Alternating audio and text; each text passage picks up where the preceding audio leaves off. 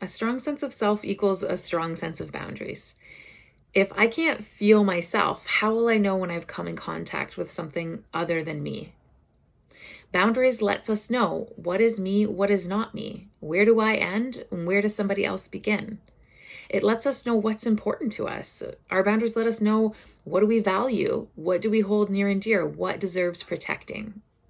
Our boundaries are really about protecting what is in our domain, what belongs to us, what is important to us. My body, my time, my energy, my relationships, my safety, my health. And so the stronger sense of self we have, meaning I know who I am in this world, the more we're able to understand and interact with our boundaries and other people's boundaries.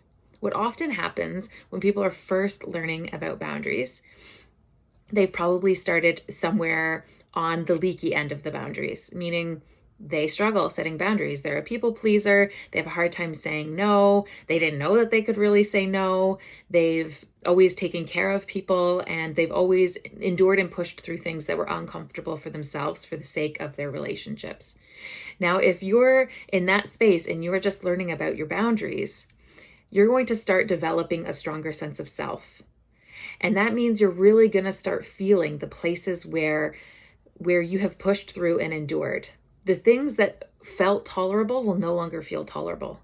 And when that happens, we swing to the other side. Our boundaries tend to become more rigid.